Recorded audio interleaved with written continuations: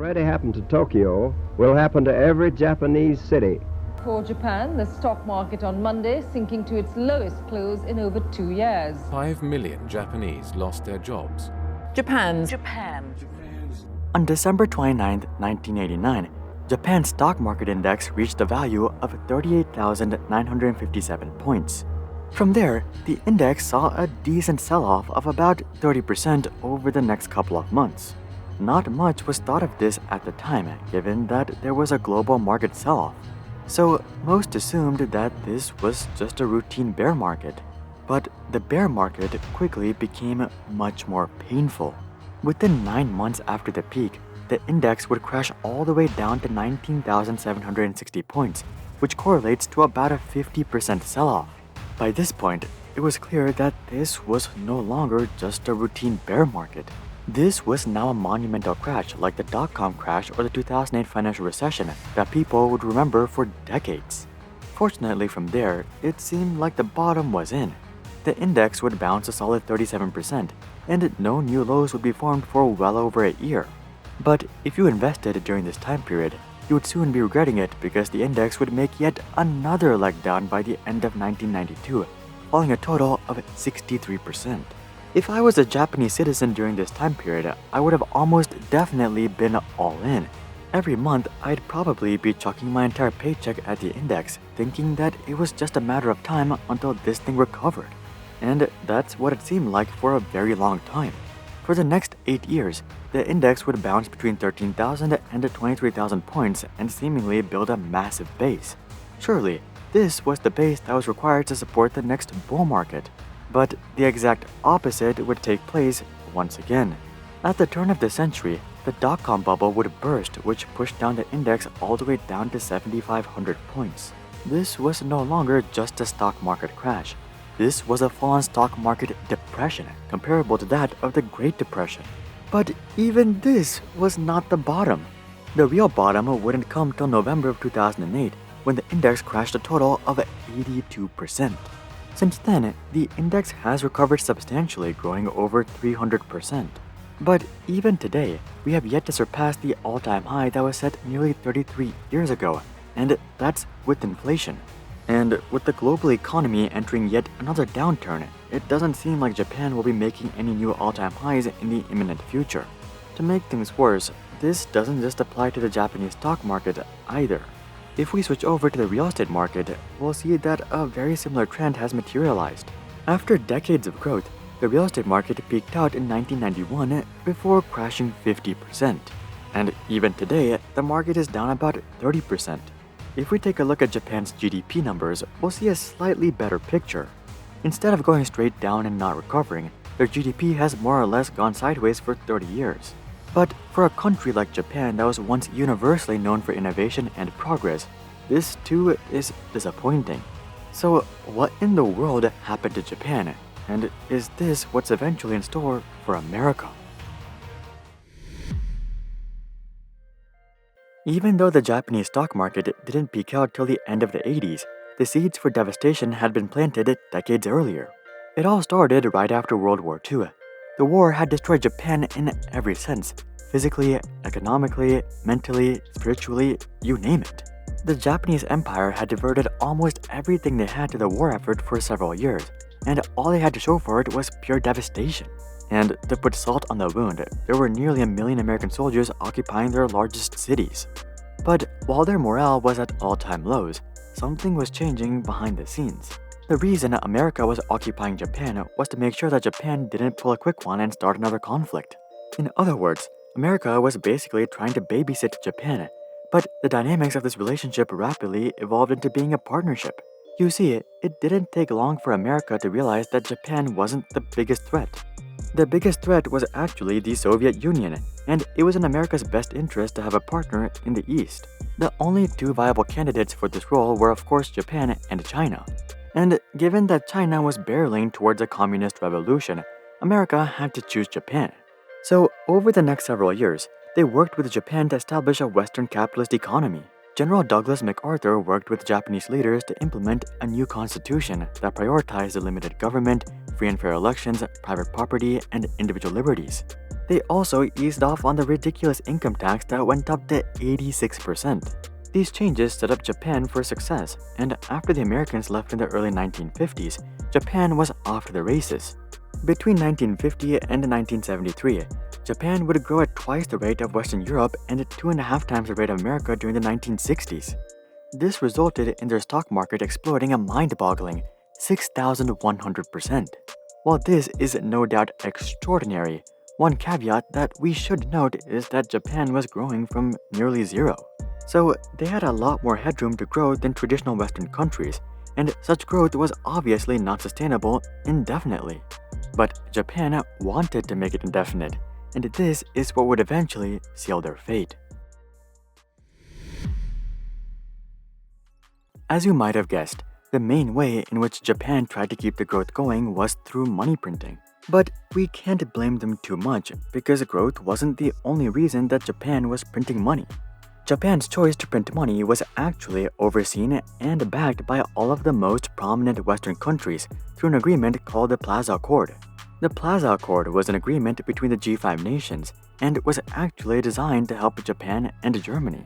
You see, while the Japanese and the German economies had grown exponentially since World War II, there was still a massive trade imbalance between these countries and the United States. The main reason for this was the rapid appreciation of the US dollar in the 1980s. After a decade of high inflation in the 1970s, the US finally put their foot down and jacked up rates all the way to 20%. While this move was effective in cooling down inflation and helping the dollar appreciate 47.9%, this move also had some unintended consequences like the trade imbalance. A strong dollar meant that it was extremely expensive for foreign countries like Japan and Germany to buy US goods. And for companies with a large international presence, this was terrible news. So they decided to lobby Congress to weaken the US dollar, which eventually resulted in the Plaza Accord. Instead of focusing on growth, the US agreed to focus on addressing their budget deficit. Meanwhile, Germany and Japan agreed to cut taxes, lower interest rates, and of course, print money to hopefully stimulate their economies. This plan actually worked out surprisingly well, as the US dollar fell as much as 25.8% within the next 2 years. This nearly eliminated the trade deficit between the US and Germany, but the deficit between Japan and the US was still non-negligible. Nonetheless, the US did not want to overdo the weakening of the dollar, so they would implement another accord called the Louvre Accord. This accord was meant to essentially reverse all of the policies set forth by the Plaza Accord and stabilize exchange rates. But even though the Louvre Accord was signed rather proactively, it seems that Japan had already overdone the economic loosening, as asset prices had gone way too far. A lot of people like to claim that the overvaluation of the US stock market in 2020 and 2021 was the worst that we've ever seen. But in reality, that was nothing in comparison to the Japanese stock market in the late 1980s. Take the price-to-earnings ratio, for example. The median for the S&P 500 over the past 90 years is 14.9. In 2020 and 2021, this ratio reached levels of 35 to 40. So there's no doubt that the US stock market was overvalued, and it's just now starting to return to normal levels. But do you know what levels the Japanese stock market reached? Well, it reached P/E ratios of 60. For perspective, the US only reached P/E ratios of 44 even during the dot-com bubble. Now, the US did reach P/E ratios as high as 123 during the financial crisis, but that wasn't due to asset valuations getting super high. It was actually due to corporate earnings falling off a cliff, which screwed up the ratio. This wasn't what was happening in Japan. They straight up just had a P/E ratio of 60. This meant that their stock market would have to crash 75% just to return to normal levels. A very similar trend was beginning to appear within the real estate market as well. By 1985, Tokyo's commercial districts had already reached full capacity. This meant that if you wanted a piece of the pie, you had to buy it from someone else. And given that the economy was booming, there wasn't very many people who were willing to sell. This quickly resulted in buyers becoming desperate. Combine this with record low interest rates, and it didn't take long for real estate to turn into one massive bidding war. In 1984, 1 square meter of land in Tokyo's commercial district cost $5,600. By 1985, this rose to $7,958 per square meter. As you can see, prices were already skyrocketing, and when you threw the Plaza Accord into the mix, things went parabolic. By 1986, a single square meter of commercial land cost $25,000. By 1987, this rose to $45,000. And by 1989, we were talking about an eye-watering $218,000 per square meter. For my fellow metrically disabled peers, this translates to $20,000 per square feet. Certain parts of Tokyo had literally appreciated 40x in a matter of 5 years. And at this point, it was just a matter of time until valuations collapsed. To make things worse, Japan was also starting to undergo a demographics crisis. As countries develop, birth rates tend to go down, and eventually they become so low that the country is no longer self-sustaining. This has actually happened to the US as well, but thanks to America's relatively generous immigration policies, the country has been able to continue growing. Japan's immigration policies, however, have never been as lenient as America's, and many even go as far as claiming that Japan's immigration policies are self-destructive. And when you combine declining demographics with ludicrous asset valuations, Japan is what you get. This monumental decline in Japan was initially dubbed the Lost Decade, but it has since been revised to be named the Lost Decades. And honestly, there's no sugarcoating it. Japan's economy has stagnated for 3 decades, and with the current economic decline, it seems highly likely that this will turn into 4 decades. Japan's financial situation doesn't make things any better either. Japan is the most indebted country in the world relative to their GDP, coming in at a painful 237%. Even the US, with our ridiculous $31 trillion in debt, is only at 125%. But honestly, none of that is even Japan's biggest concern. By far, Japan's biggest concern is their waning demographics.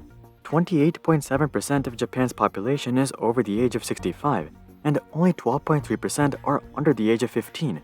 So, in terms of young, ambitious souls, they don't have very many. We should also mention that their migrant population has also been on a decline. And without a positive change in their demographic profile or some sort of innovative miracle, I just don't see how Japan can enter another highly prosperous period anytime soon. As for how this applies to the US, given that our markets are almost back to normal levels, and given that our immigration numbers are still relatively strong, I don't think we're headed into some sort of 30 to 40 year long bear market. But that's just what I think. When do you think this current economic decline will come to a close?